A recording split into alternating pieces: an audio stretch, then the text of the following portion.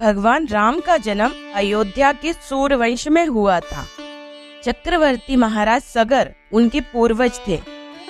उनकी केशिनी और सुमति नाम की दो रानियां थी। केशिनी के पुत्र का नाम असमंजस था और सुमति के 60,000 पुत्र थे। असमंजस के पुत्र का नाम अंशुमन था। राजा सगर के असमंजस सहित सभी पुत्र अत्यंत उद्दंड एवं दुष्ट प्रकृति के थे, परंतु पौत्र अंशुमान धार्मिक एवं देवगुरु पूजक था। पुत्रों से दुखी होकर महाराज सगर ने असमंजस को देश निकाला दे दिया और अंशुमान को अपना उत्तराधिकारी बना दिया। सगर के अन्य 60,000 पुत्रों से देवता भी दुखी रहते थे। एक बार महाराज सगर ने अश्वमेघ यज्ञ का अनुष्ठान किया और उसके लिए घोड़ा छोड़ा।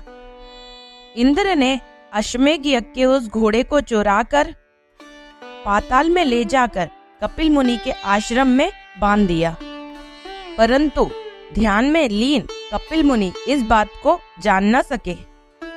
सगर के 60,000 अहंकारी पुत्रों ने पृथ्वी का कोना कोना छान मारा, परंतु वे घोड़े को न पा सके। अंत में उन लोगों ने पृथ्वी से पाताल तक मार्ग खोद डाला और कपिल मुनि के आश्रम में जा पहुंचे। वहां घोड़ा बंधा देखकर क्रोधित हो शस्त्र उठाकर कपिल मुनि को मारने दौड़े। तपस्या में बाधा पड़ने पर कपिल मुनि ने अपनी आंखें खोली और उनके तेज से सगर के 60,000 उद्दंड पुत्र जलकर भस्म हो गए। गरुड़ के द्वारा इस घटना की जानकारी मिलने पर अंशुमान कपिल मुनि के आश्रम में आए तथा उनकी स्तुति की। कपिल मुनि उनके विनय से प्रसन्न होकर बोले, अंशुमन, घोड़ा ले जाओ और अपने पितामह का यज्ञ पूरा कराओ। ये सगर पुत्र उद्दंड, अहंकारी एवं अधार्मिक थे। इनकी मुक्ति तभी हो सकती है जब गंगा मैया धरती पर आए, जब गंगा जल से इनकी राख का स्पर्श हो।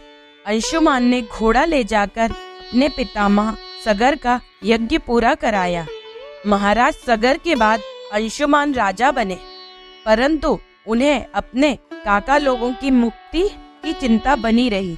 कुछ समय बाद अपने पुत्र दिलीप को राज्य का कार्यभार सौंपकर वे वन में चले गए तथा गंगा जी को स्वर्ग से पृथ्वी पर लाने के लिए तपस्या करने लगे और तपस्या करते करते ही उनका शरीरांत हो गया।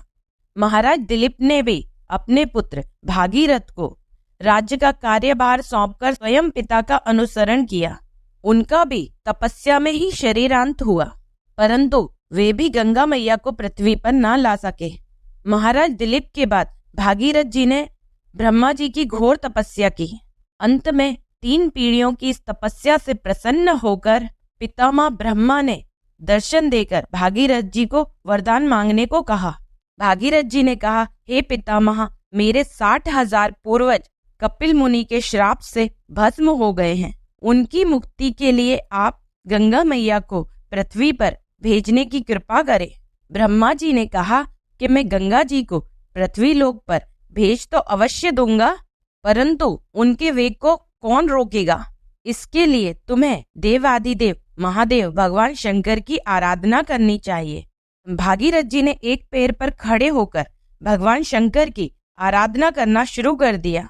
उनकी तपस्या से प्रसन्न होकर भगवान शिव ने गंगा जी को अपनी जटाओं में रोक लिया और उसमें से एक जटा को पृथ्वी की ओर छोड़ दिया। इस प्रकार गंगा जी पृथ्वी की ओर चली। अब आगे आगे राजा भागीरथ और पीछे पीछे गंगा जी थी। मार्ग में जहु ऋषि का आश्रम पड़ा। गंगा जी उनके कमंडलू दंड आदि बहाते हुए जाने लगी। यह देखकर ऋषि ने उन्हें पी लिया। कुछ दूर जाने पर भागीरथ जी ने पीछे मुड़कर देखा तो गंगा जी को ना देखकर वे ऋषि के आश्रम में आकर उनकी वंदना करने लगे। प्रसन्न हो ऋषि ने गंगा जी को अपनी पुत्री बनाकर गंगा जी को दाहिने कान से निकाल दिया। इसलिए देवी गंगा जानवी के नाम से भी जानी जाती है।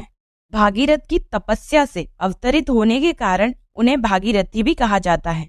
इसके बाद भगवती भागीरथी गंगा जी मार्ग को हरा भरा शस्य श्यामल करते हुए गंगा जी कपिल मुनि के आश्रम में पहुंची, जहां महाराज भागीरथ के 60,000 पूर्वज भस्म की ढेरी बने पड़े थे। गंगा जल के स्पर्श मात्र से वे सभी दिव्य रूपधारी हो दिव्य लोकों को चले गए। इस तरह माता गंगा का पृथ्वी पर अवतरण हुआ।